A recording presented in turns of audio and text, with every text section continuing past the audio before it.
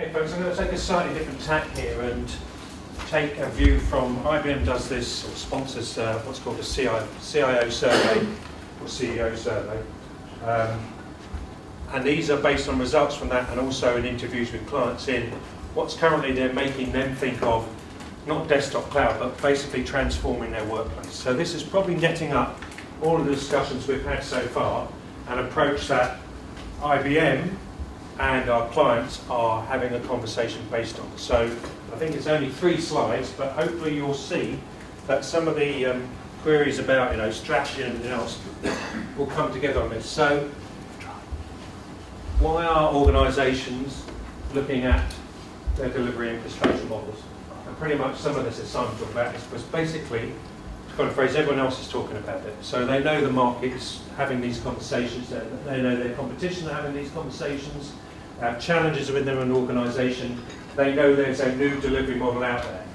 And although I have discussions with clients of whether desktop is really a cloud service, cloud itself, the attention cloud is getting, the commercial models around cloud, the cost savings potential of different cloud models is driving this whole interest about it. So it kind of starts from this type of discussion with our clients. So if we look at how we kick off those conversations or how our customers expect us to kick off these conversations, it's based around this.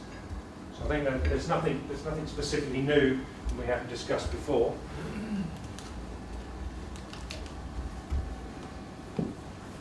The new end user devices. So that's an interesting stat. Smartphones selling more than PCs. Isn't that 2011? Have a It look. should be 2011. Sorry, no, it's just the 11. No, it was 4Q 2010. Yeah, It was it's for 4 the quarter first half. 2010. The report came out in 2011. Well, I'd be hard to predict 4 quarter 2011. In the US, that could in Yes, I think it is. else worldwide it's not. Yeah. I think there'll be links and stuff if you want to check out where it's being stated. So you're kind of seeing this is repeating the same messages as before. This is why our clients are coming to us to look at, to do something different within this space. I think this is kind of like addressing some of the questions about the timing of that. That's on the question sheet, but Windows XP support, 2014. What we're hearing from loads of our clients is actually they looked at Vista and just decided to do it. They've had XP since it first came out, and actually they're not sure they've got the resources, the time, the skill to do the Windows 7 rollout on their own, and they're looking for help. They're looking for help from loads of different spaces. They're not specifically looking at IBM, and in fact I would say they're probably not looking at IBM to help them do a Windows 7 rollout as a standalone piece, and probably we're not necessarily after that business. I know that's heresy to say that in this room. That's probably kind of the case. But that suggests that if this is driving an adoption of desktop cloud, that means that this consumption model of taking something off the shelf doesn't fit most of our clients. What they actually want to do is take a step back and really fully understand where they are, what their challenges are to move to a new platform, and then help us get there. And along the way, maybe look at transformation elements or the whole transformation piece into desktop cloud or cloud in its generic sense. So this is what, if I go and talk to a client, if my colleagues go and talk to that client, and the agenda is desktop cloud, this is pretty much the conversations we're having.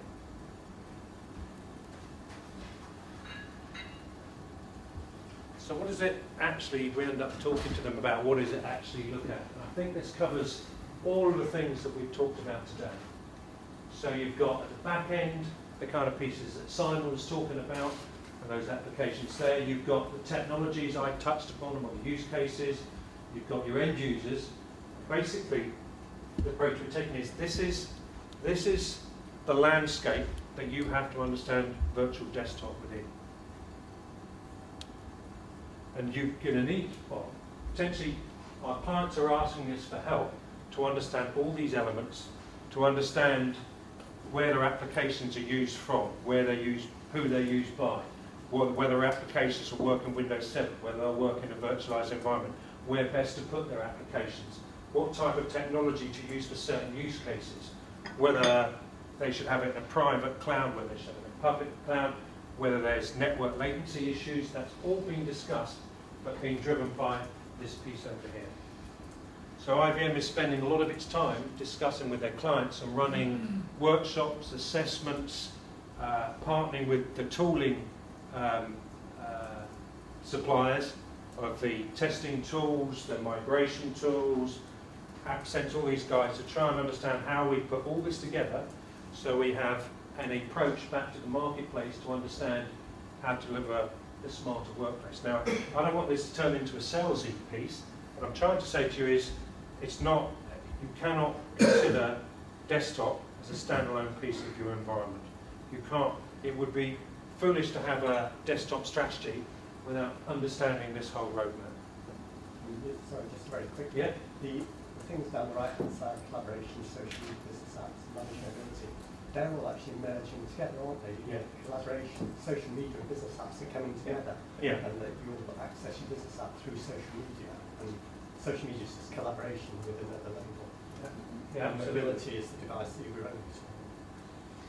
Sorry. Well, the mobility in that sense there is the specific mobile applications and things that I was talking about earlier on, rather than the device itself.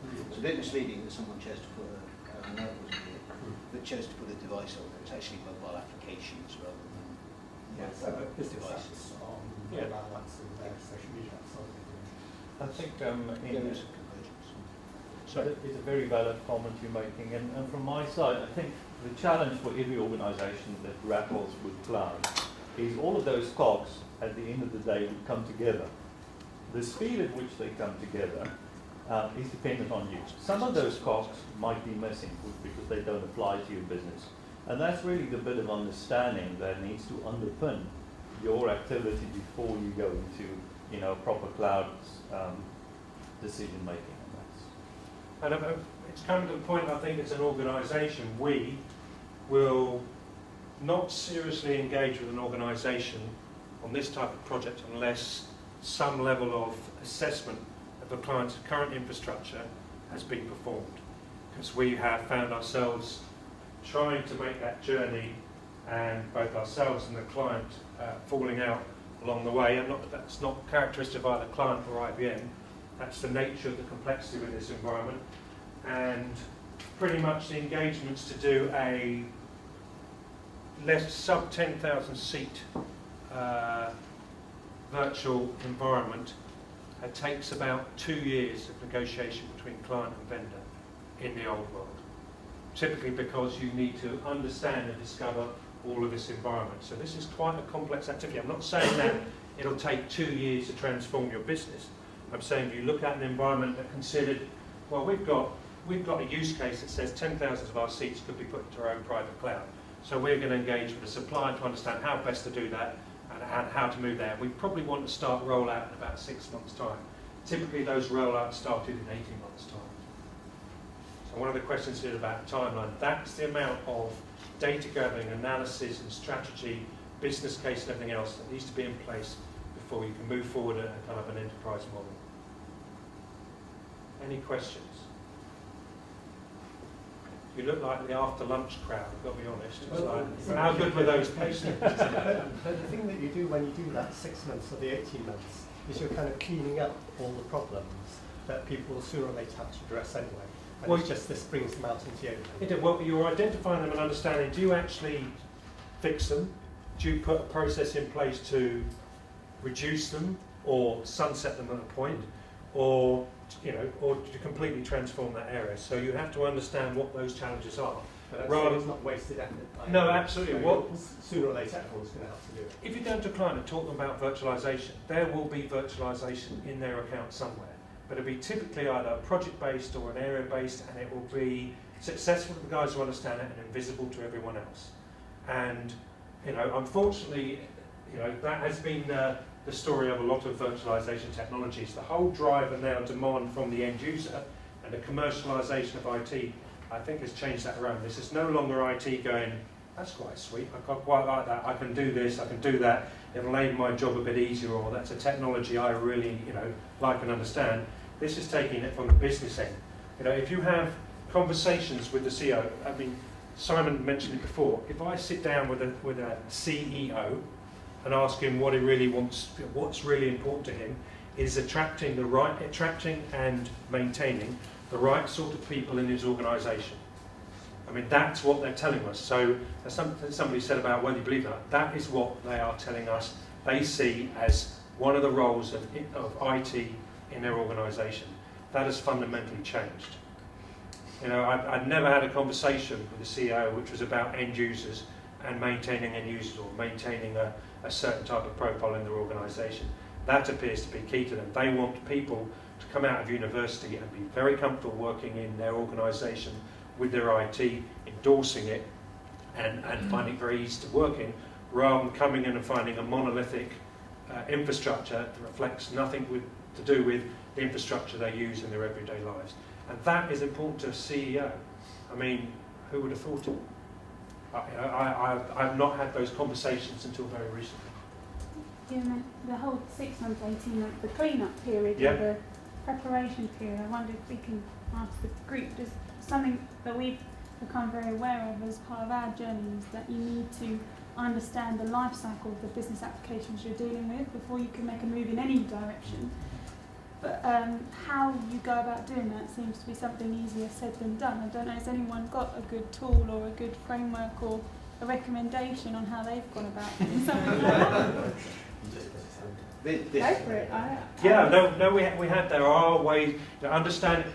You talk to people and you say, well, that's a really critical business application, right? So how many people use it and who owns it?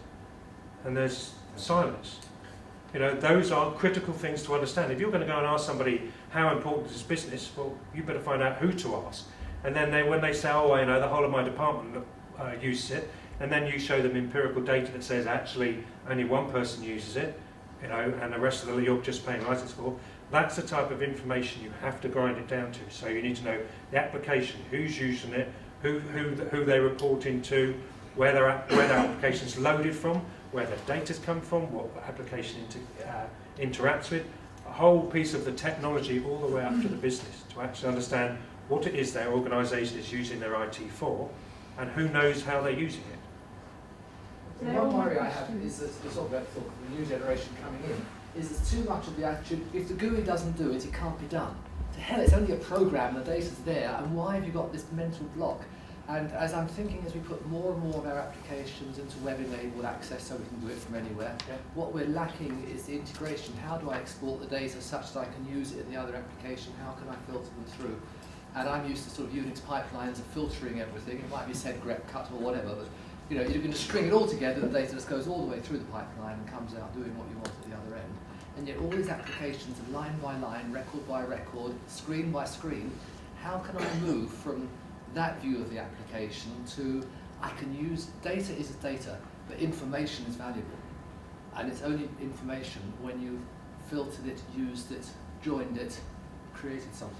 You better not be suggesting customisation there. No, it should happen though. But the data's It not. should be possible. But the data's not about the front end, is it? It's about the back end. It's the accessibility to that data from the back end. Whether the front end is a web page or if you're using an iPad, as the world's doing, you create a HTML5 or a native app view of the data or of that application for functionality. It's like the LinkedIn model or whatever.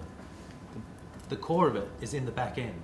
How you access it is just down to whatever tool you're using. Absolutely right, but I think we still have most of our business users are in the mindset of it's an application and that's a chimney. They think in an application-centric way. Absolutely, it's the data, it's the information, and it's what you do to it is what we need to think about as IT professionals. But we're stuck with this application-centric view of the world because that's how people interact with their IT on a daily basis. I don't think it's any secret that GSK, for example, is going off to do a big ERP project based in SAP. And one of the things that becomes very clear from doing that kind of standardisation across the globe is that all of a sudden how people used to manipulate the data that they're used to working with has to change. Or IT say we want it to change. So they always use the same GUIs, they input and output, their version of the truth is the same as someone else's version of the truth.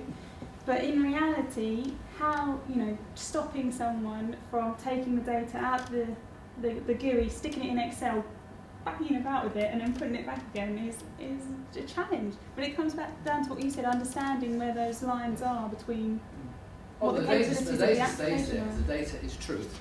Yeah. What I was saying was filtering and therefore being able to interpret the data But I think and that's- joining it together. In a way, I think that's the challenge that everyone's facing. When people identified the fact that the kind of fat client PC environment had certain security challenges and certain management challenges and all the rest of it, but arguably the easy answer would be to go back to the old kind of green screen mainframe approach to the world where those challenges didn't exist. The reason you can't is precisely because people have an expectation of being able to extract and manipulate data and view it in different formats and play with it on Excel spreadsheets or whatever it happens to be. So I think in an awful lot of organisations the mentality of the approach of doing that exists, and the challenge is how to allow that to continue whilst reasserting, if you like, some level of control over the core data and where it resides and how often it's backed up and so on and so forth. So it's a really difficult challenge, and I think the attitude of end users is the prime determinant rather than anything else.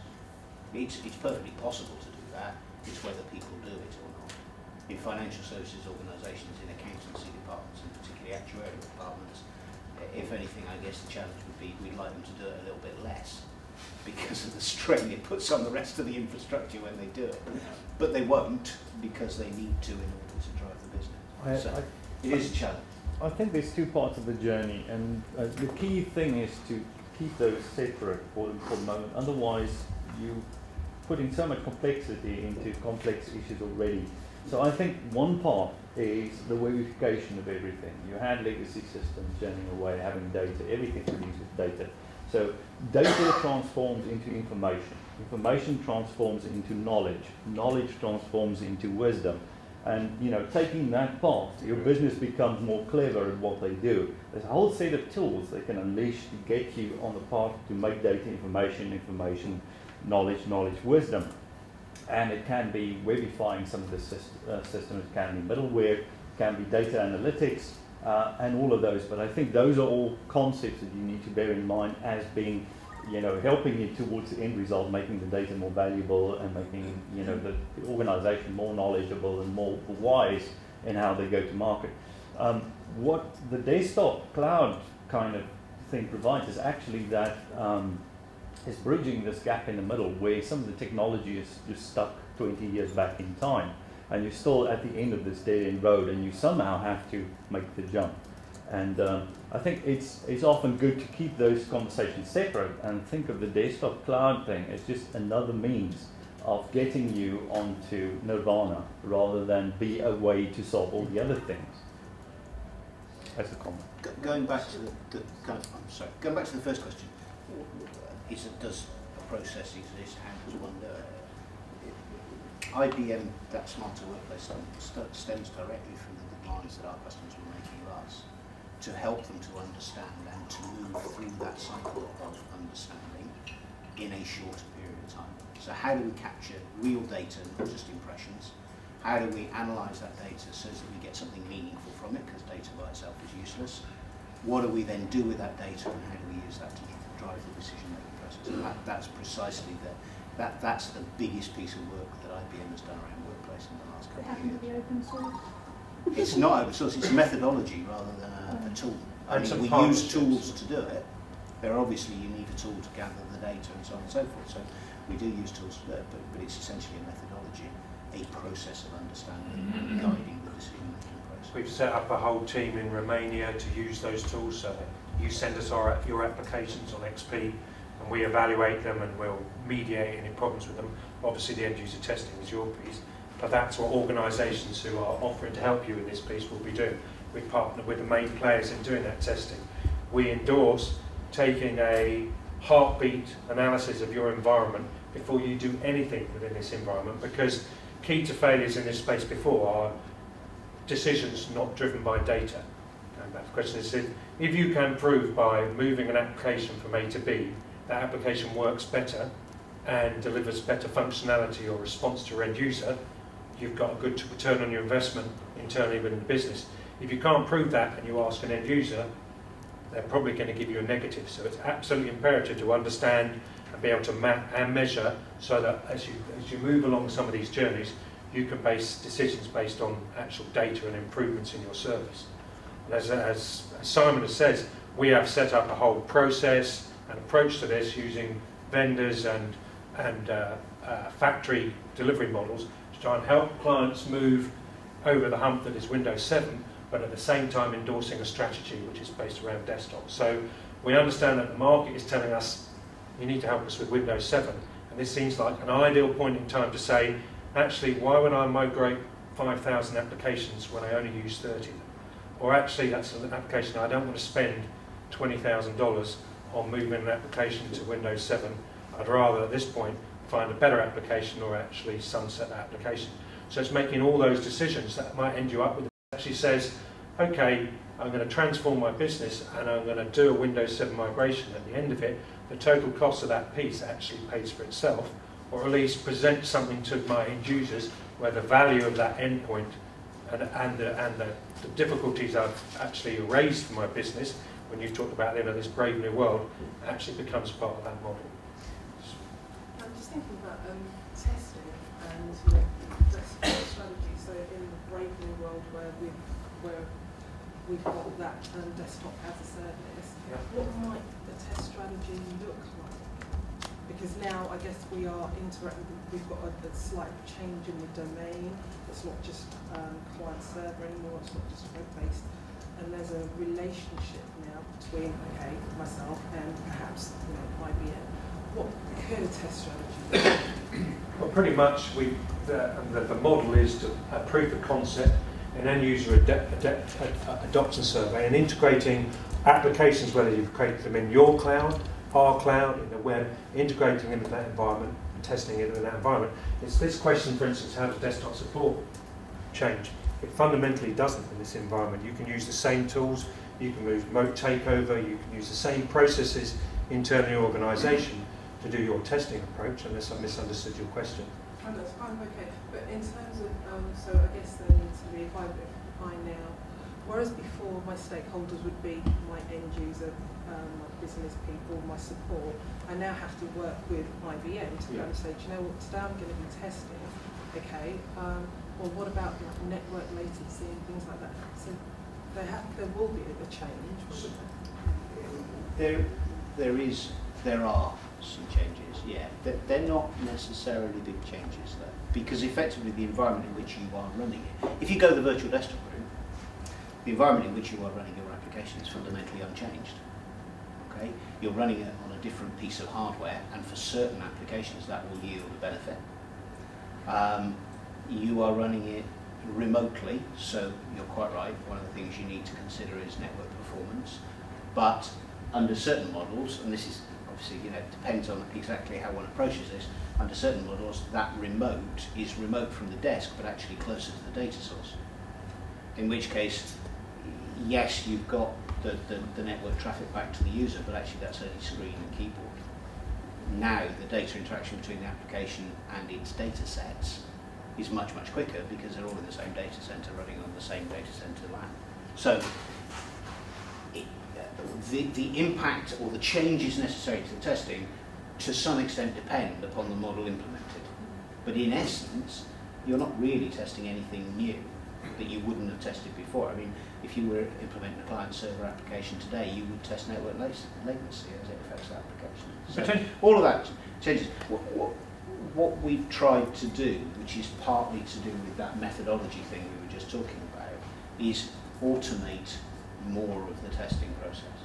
So we're working, as Lawrence said, working with partners to look at ways in which one can reduce the testing cycle for Windows 7 compatibility significantly. So we've got one customer, I mean, it's specific about IBM now, right? But we've got one customer out in the States who originally had a 3-year program to complete application testing. We actually got it done with them in 9 months, I think it was. So Is that from not Our- having to provision like test laptops and the user just logs into a different Combination. environment, you play and tinker with it and then they can just log off and log back in again? And Well, A combination of That's, things. It's an automated testing tool or automated testing tools, but it is also, yes, about the provisioning and deprovisioning and reprovisioning of the environment in which they do the test. Just a quick example of what you're saying. In normal cases, you get an application, you test it on a platform, but that platform's got how many images in your organisation. If that application is enterprise-wide, you have to test it on every image, on every device you're supporting in the organisation. If your endpoint is bring your own machine or device independent, you're testing it on the image you're deciding to roll out into that infrastructure. So potentially your testing cycle is greatly reduced because you've only got one platform to test it. So there are pluses and minuses. Your network point is a good example though. Depending on where your applications are living or your data and stuff like that, you have to be mindful that the traffic will change. It won't necessarily get more, but it will change, and you need to be able to throttle that or manage it in a way appropriate to your business, or decide to apply service levels appropriate to the user who's receiving that, because now you've got much more control. You've abstracted the operating system out and everything else. You can decide to use quality of service measures to actually decide, well, how quickly that application loads based on the fact that it's part of a subpart of another application may not be that important to you. So there are different ways. It's not just no, I disagree with what you're saying there. To me, if you've got a room full of people here, all with local PCs, and a server out through that door, and you take that information, you move that somewhere in the cloud, it's a completely different environment to what everybody is used to sat at those desks. What about getting those 20 people and running them? If you've had Citrix on the slide, you run them from a terminal server.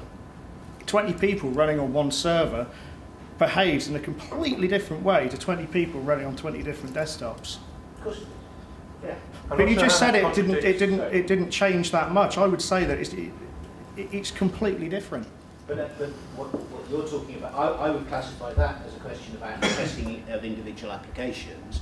What you're talking about is establishing the environment and the services associated with it. But it's how those applications work together. It's how if you were going to move, you're not talking about an application.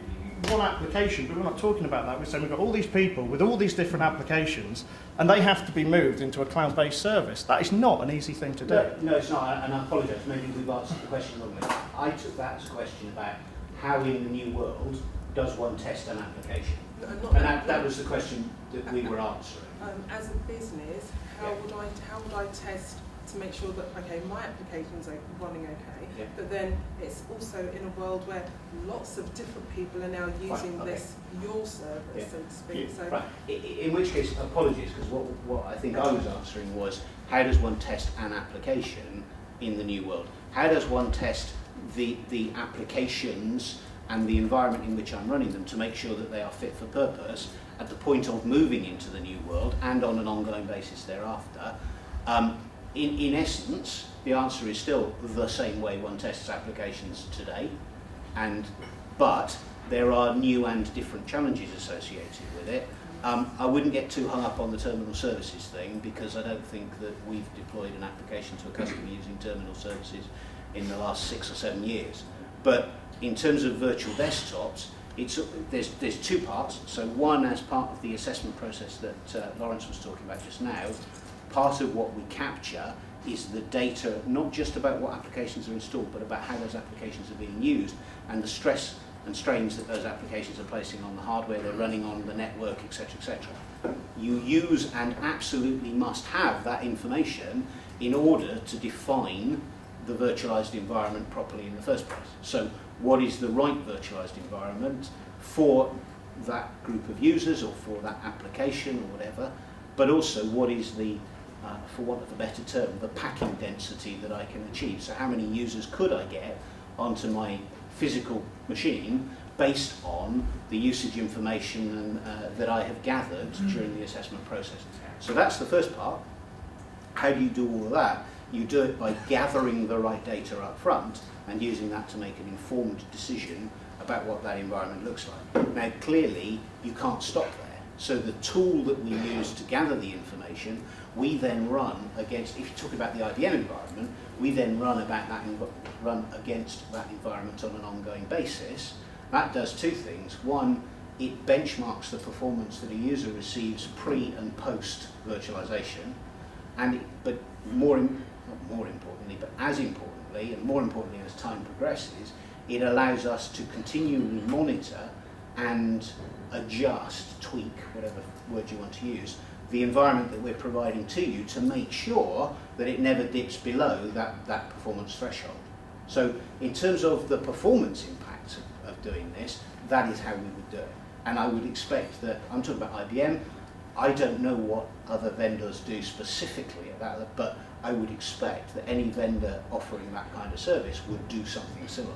They might use a different tool, there might be subtle differences, but fundamentally, you would insist that they did it, because you're buying a service, and when you buy a service, you buy service levels rather than technology. So you must know and must seek a way in which they can prove to you that those service levels are being achieved. And that's not just 99.99% availability, it is performance service levels, because as we all know, with end user computing, what really matters is how the end user feels about the service they're receiving, and that's all about performance and availability, performance and accessibility. Yeah. Just as a final thing, I think we should clarify, we're not here to say that desktop cloud and all these technologies are, foolproof, or all the advances have reached where they want to get to. But if you talk about specific examples, I don't really want to talk about a specific example, but if you talk about logons, if you've got 20 virtual machines logging on, that's going to cause huge problems compared with 20 people logging on fat machines. There are technologies to do with the storage within that environment, with deduplication and some products from certain vendors that are being used. Some of the references we talked today being used to actually speed up the logon, so they log on much quicker, and accessing the same applications at the same time actually increases the throughput because they're doing very similar tasks. So for each issue there's a fix, but that doesn't say that their experience is exactly the same, because it especially isn't. And if you do it in the old way, where you think the technology or a supplier or a vendor has your answers, and that's what you're going to employ, I'm suggesting you're ignoring what I've just told you there, and you're going to end up with a sand pit. Don't forget that diagram you showed us just before, because it become very clear that IBM and as you suggest in your experience, vendors like yourselves, they draw that line of that infrastructure. Everything else is your problem. You have to figure out how it works. You have to figure out how you're going to do your testing. And if we're talking about performance SLAs and stuff like that, I'm sure we've all had some experience where the supplier turns around and goes, oh no, look, I can prove this data. The point at which it joins your gateway is where you've got the problem, go upgrade your network.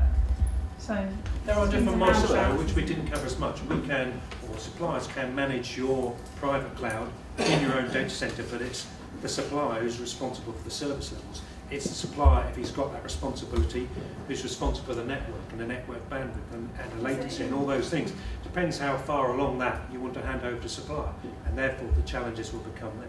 If I could just finish off that testing thing, just one last bit. I said I wouldn't worry too much about terminal services because we haven't deployed terminal services for a long time. It also does depend hugely on what technology we're talking about. So in a virtual desktop environment, you are running a desktop. So the performance of that desktop will be determined primarily by the usage being made of it and the number on the machine. Therefore, if one has the monitoring software in place to ensure that that never dips below an optimal level or a minimum standard, it is perfectly possible to, in flight, move a virtual machine from server A to server B with no more effect on the end user than the kind of very occasional keyboard buffer overflow that a fast typer sees. So that's a virtual machine approach. If you look at terminal services, the performance challenges are different because you are actively sharing the same code amongst a number of users. Now clearly that has a whole different set of challenges, and the monitoring of that needs to be conducted to the same standard but in different ways.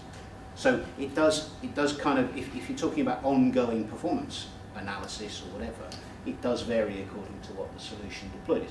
If you look at application streaming, then applications are streamed or can be streamed to the endpoint device. Now clearly there, the performance of that application is fundamentally down to the endpoint device and how well it was packaged in the first place. But once you've established it was packaged right, it's about the endpoint device. So it's really hard to give an answer to how one does it unless one understands specifically what what technology or what approach is going to be used for that application or those users.